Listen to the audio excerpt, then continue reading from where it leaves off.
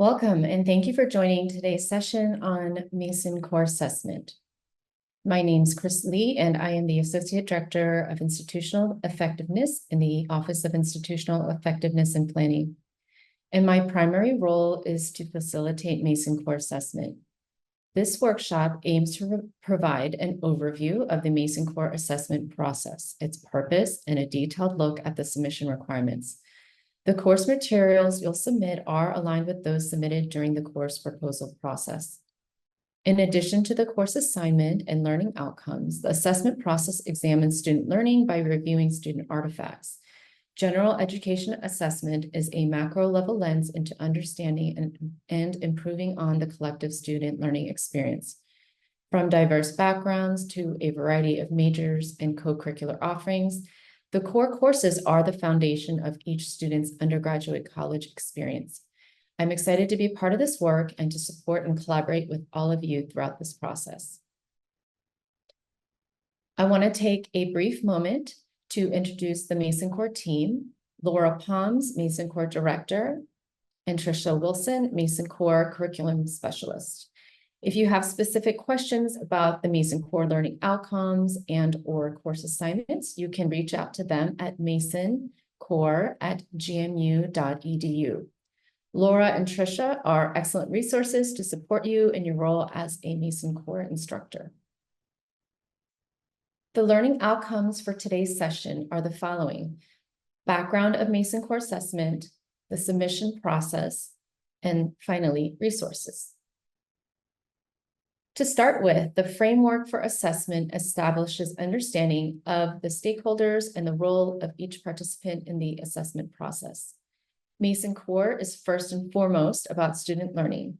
Next, the assessment process provides opportunities to better support faculty on teaching practices within the Mason Core. And finally, Mason Core assessment is aligned to external reporting requirements through SACS, COC, and SHEV.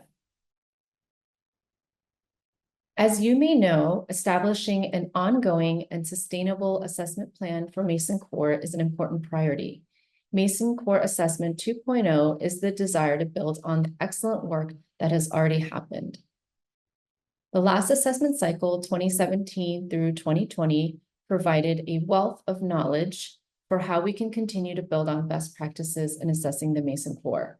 Additionally, the last 2 years set the precedent for the details of how a sustainable process could look going forward. I am excited to build on the past work to create a solid foundation for the future of general education assessment at Mason. Here are some of the changes that we have made starting this fall 2024 semester. First, instructors will now receive randomly selected G numbers to submit their student work. Next, the assessment cycle for each given category or area is now over 1 academic year. Instructors used to submit over 4 semesters or 2 academic years. Going forward, each category can expect to submit over 2 semesters. Given the multiple semesters of submissions for the arts, literature, and social and behavioral science categories, the current groups do not need to resubmit if the instructor submitted for that particular course last academic year. What this means is that if you submitted course materials last academic year and you are teaching the same course again this fall semester, you do not need to resubmit. You will be asked to note your submission status in the Qualtrics form you will receive later this semester. I will go into more detail about this in the slides to come. This is the current timeline for the Mason Core assessment cycle. Going forward, each group should expect to be up for assessment every 3 years. Again, when a category is up for assessment, instructors will submit over 2 semesters. Here in this slide, you see the 4 phases of the assessment cycle. In the next slide, I will go through each of the 4 phases. The first phase is identify outcomes and measures. The Mason Core assessment plan is developed by identifying the assessment outcomes and the measures. And as you see below, we have 3 questions related to student learning. In the second phase, data collection, this is where instructors on a rotation, submit their information from their Mason Core courses, such as the course syllabus, the course assignment, and the student artifacts. In the third phase, this is where we analyze assessment evidence. The student work will be de-identified and scored using the respective rubrics for those core areas. OIEP will then analyze the assessment evidence and prepare a report to share with the Mason Core Committee. Finally, and most importantly, the results will be used for improvement, the fourth phase. Utilizing Mason Core assessment data and findings, the Mason Core Committee will revise as necessary the overall structure of the Mason Core or the learning outcomes of the Mason Core. This will also give opportunity for faculty members to engage in professional development learning opportunities to refine their practices.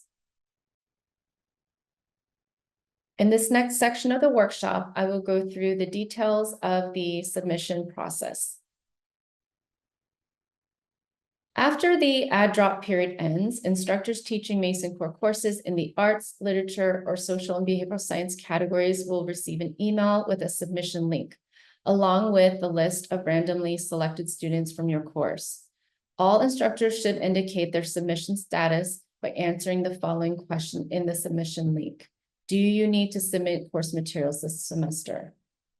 Even if you submitted last semester, you will need to answer this question and you will select no. If you're teaching a course you taught last academic year and you submitted materials last year, you will select no. You will select yes if you have not yet submitted materials for this course.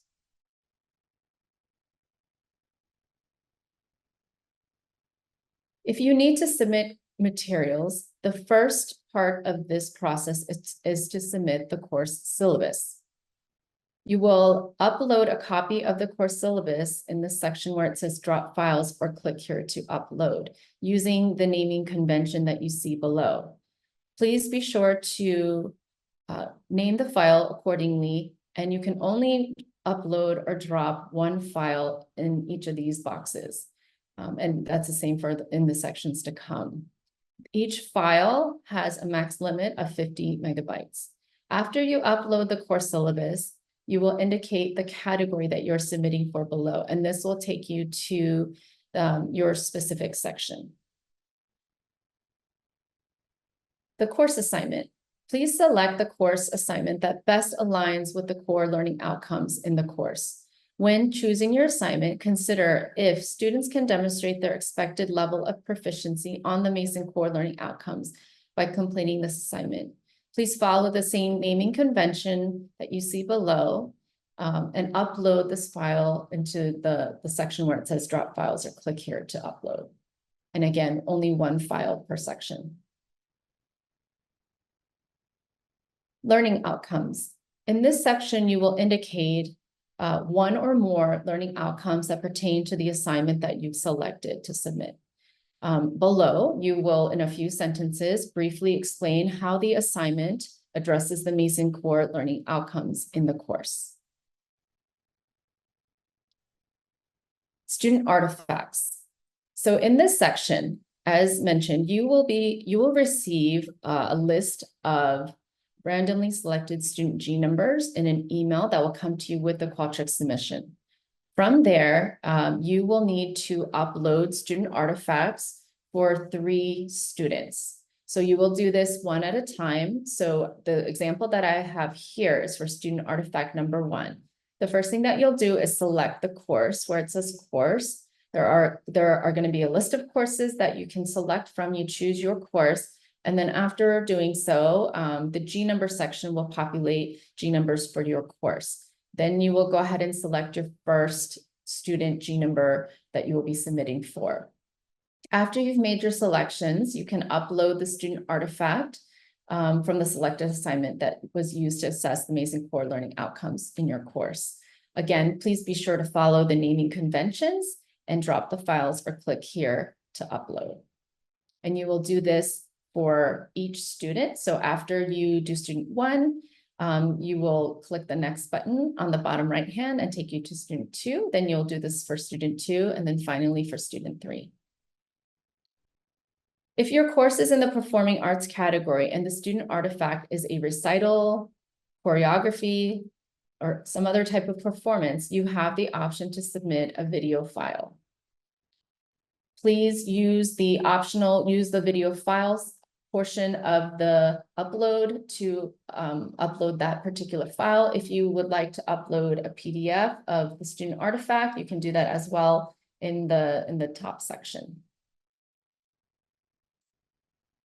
Please check out the Mason Core or OIEP websites, which both of them have a lot of very helpful information to support you in the assessment process.